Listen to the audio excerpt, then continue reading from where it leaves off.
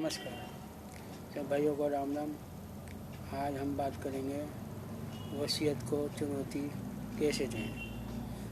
दोस्तों, वसीयत क्या होती है ये जानना बहुत ज़रूरी है। जिन लोगों को वसीयत के बारे में जानते हैं या वसीयत का महत्व पता है, वो अपने जीवित रहते रहते वसीयत बना लेते हैं। ये वसीयत कोई भी व्यक्ति जिसकी उम्र 18 साल से अधिक है, वह व्यक्ति अपनी वसीयत बना सकता है। इसके अंदर अपनी चल अचल संपत्ति जो होती है वो अपने परिवार या अपनी इच्छा अनुसार किसी संस्था या किसी व्यक्ति को दे देता है। या यूँ कहे, अपने जीवित रहते रहते कोई व्यक्ति अपनी इच्छा जब जाहिर करता है तो एक लिखित पेपर पर वह अपनी चल अचल संपत्ति के बारे में पूरी तरह से लिख देता है कि जब तक वह जीवित रहेगा ये संपत्ति उसकी अपनी रहेगी। उसके मरने के बाद जो उसकी इच्छा बताई है उसके हिसाब से जो पेपर बनाया है वह उसके परिवार को दे दी जाए या जिसको बताया गया उसको सौंप दी जाए। जब तक वह जीवित रहेगा यह संपत्ति उसका मालिक रहेगा। ये सब वसीयत में लिखी जाती है।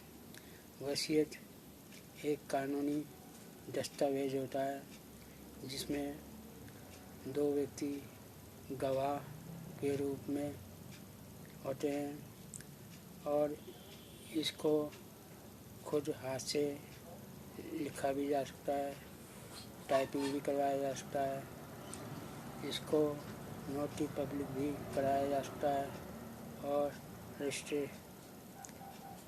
रजिस्टर्ड भी कराया जा सकता है।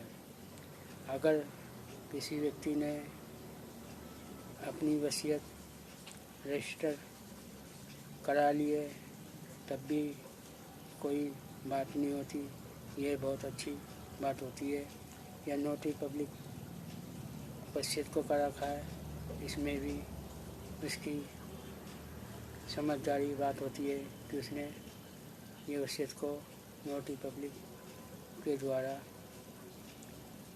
करवा रखा है। दोस्तों, समस्या जब उत्पन्न आती है जब वह व्यक्ति जीवित नहीं रहता, उससे पहले कोई व्यक्ति अपनी वसीयत को कितनी भी बार बदल सकता है और कितनी भी बार वह बना सकता है। जब वह व्यक्ति अंतिम वसीयत बनाता है और उसके ना रहने पर वह वसीयत होती है, उससे पहले की जितनी भी वसीयतें होती हैं वो अपने आप रद्द हो जाती हैं। अंतिम वसीयत ही कोर्ट में मान्य होती है। यह वसीयत पूरी तरह से स्वतंत्र रूप से बनाई जाती है, व्यक्ति की इच्छा होती है और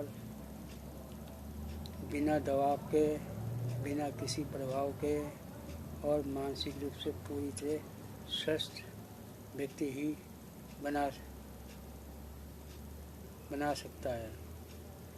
दोस्तों, वसीयत जब भी पास होती है या मान्य होती है, ये व्यक्ति के ना रहने पर ही होती है। दोस्तों, अब हम बात करते हैं वसीयत को चुनौती कैसे दें। दोस्तों, जैसा कि हमने बताया कि वसीयत व्यक्ति की इच्छा होती है, वह किस व्यक्ति को अपनी चल अचल संपत्ति देता है या किसको नहीं देता, ये कोर्ट में पूरी तरह से मान्य होती है और यह व्यक्ति की इच्छा को कोर्ट में सर्वमान्य माना जाता है। परंतु जब व्यक्ति जीवित नहीं रहता, जो उसके द्वारा अंतिम वसीयत बनाई जाती है उसको पढ़ा जाता है। जब वसीयत सामने आती है तो उसमें बहुत सारी कमियां देखने को मिलती है। जिसको फ़ायदा होता है वह चुपचाप रहता है और जिसका नुकसान होता है वह उस वसीयत पर ऑब्जेक्शन उठाता है या कि उस पर अपने विचार रखता है कि ये वसीयत सही नहीं है। दोस्तों, जब वसीयत को चुनौती दी जाती है तो वह कोर्ट में ही चुनौती दी जा सकती है। यह एक सिविल का केस होता है और यह सिविल कोर्ट में जाता है।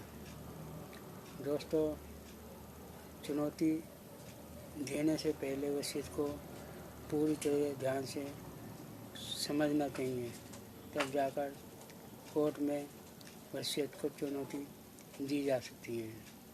पहला तो यह है कि वसीयत जब सामने आती है तो ये देखो कि उसमें 2 गवाह के हस्ताक्षर हैं या नहीं।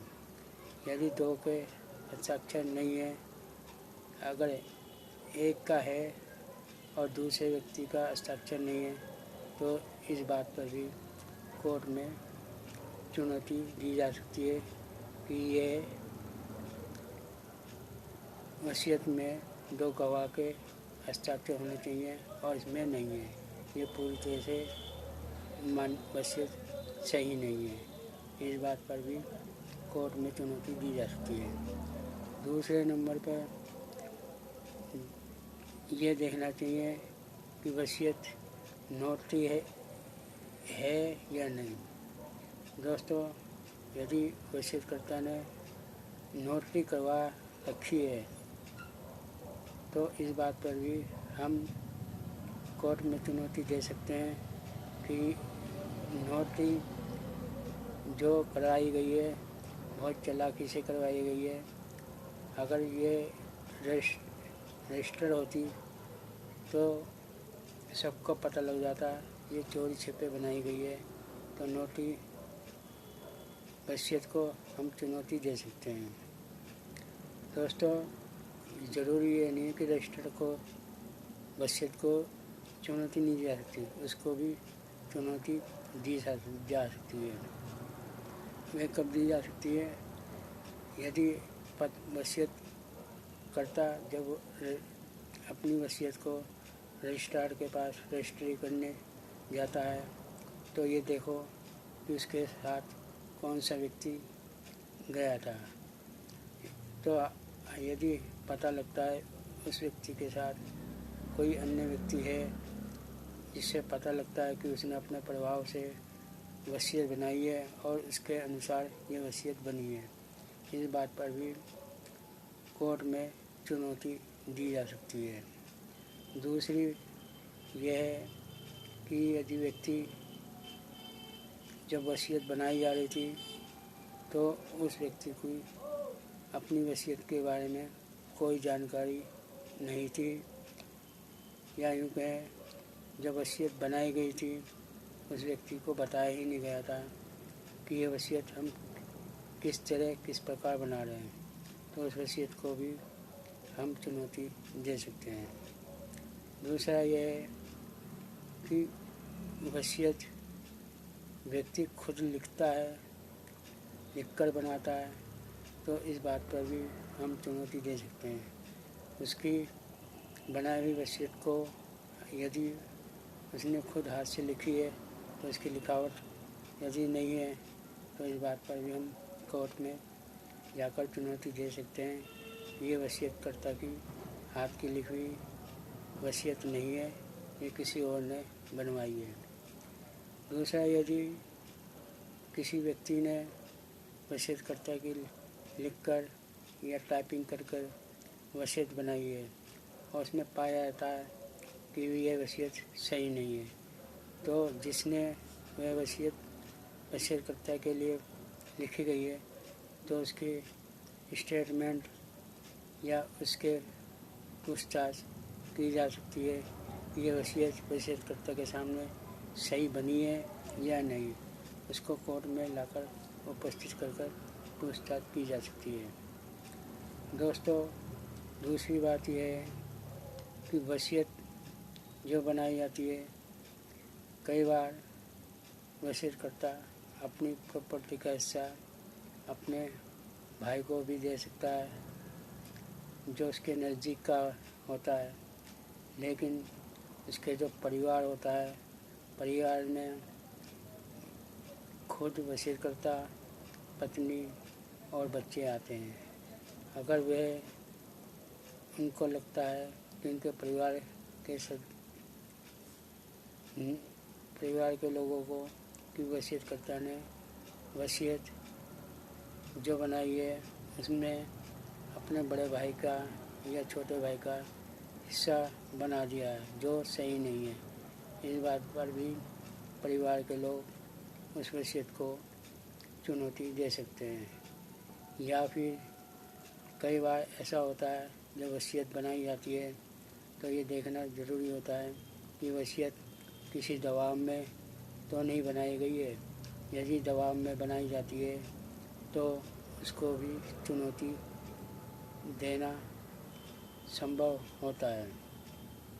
दोस्तों, कई बार वसीयतकर्ता के साथ ऐसे व्यक्ति होते हैं जो अपने हिसाब से वसीयतकर्ता को अपने प्रभाव में लेकर वसीयत तैयार कर लेते हैं और अपने अनुसार अपने लाभ के लिए वसीयत तैयार कर लेते हैं। तो इसको भी वसीयतकर्ता की वसीयत को कोर्ट में जाकर चुनौती दी जा सकती है। और जब ये वसीयत बनाई जा रही थी तो वह व्यक्ति की स्थितियाँ, परिस्थितियाँ कैसी थी उसे मालूम नहीं था कि यदि वसीयतकर्ता ये वसीयत बनाता है तो इसका प्रभाव क्या पड़ेगा, आने वाले समय पर वसीयत का क्या प्रभाव पड़ने वाला है वो वसीयतकर्ता को मालूम नहीं होता। इसलिए इस बात पर भी कोर्ट में जाकर चुनौती दी जा सकती है कि जो वसीयत बनाई गई है वो सही नहीं है। दोस्तों, कई बार ऐसा होता है कि वसीयतकर्ता को अपनी वसीयत के बारे में कुछ भी जानकारी नहीं होती है। इस बात पर भी कोर्ट में चुनौती दी जा सकती है। दोस्तों, कई बार ऐसा होता है कि वसीयतकर्ता की उम्र बहुत अधिक हो जाती है या यूँ कहें 60 साल से अधिक हो जाती है, जिसमें उसको कई तरह की बीमारियां भी लग सकती हैं या घर वालों को मालूम होता है कि वसीयतकर्ता की उम्र अधिक है और उनके सोचने समझने की शक्ति नहीं है, फिर भी ऐसे समय पर वसीयत तैयार कर ली जाती है जिससे परिवार वालों को नुकसान होता है। तो वे इस बात पर भी कोर्ट में जाकर चुनौती दे सकते हैं कि वसीयतकर्ता की सोचने समझने की ताकत नहीं थी, ये वसीयत उनकी जानकारी में नहीं है, ये वसीयत बनाई गई है, किस प्रकार बनाई गई है, इस बात पर भी कोर्ट में जाकर चुनौती दी जा सकती है। दोस्तों, ये तो ही वसीयतकर्ता की जो वसीयत है उसको चुनौती हम कैसे दें। दोस्तों, जब भी वसीयत बनाई जाती है तो बहुत सोच समझकर बनाई जाती है, जिससे कि बाद में वसीयतकर्ता के सदस्य आपस में कोई वाद विवाद उत्पन्न ना करें। परंतु कई बार देखने में आता है कि जिन लोगों को लाभ होता है वो वसीयतकर्ता के अनुसार ही लेना चाहते हैं, अपनी संपत्ति पर कर नज़र रहती है और वो प्राप्त करना चाहते हैं। जिनका नुकसान हो रहा है वह वसीयतकर्ता की वसीयत को कोर्ट में जाकर चुनौती देते हैं। दोस्तों, वसीयतकर्ता की चुनौती देना एक बहुत ही जटिल कार्य है। इसके अंदर वसीयतकर्ता की वसीयत को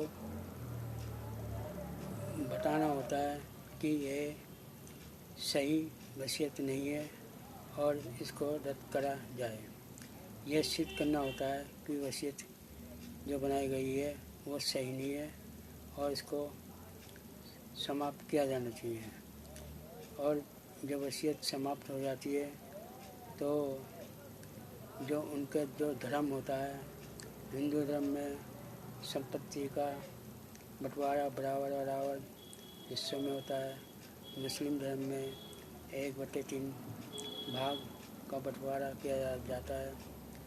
दोस्तों, यह भी वसीयतकर्ता की चुनौती देने के बारे में कि हम कोर्ट में जाकर वसीयत को किस प्रकार चुनौती दे सकते हैं।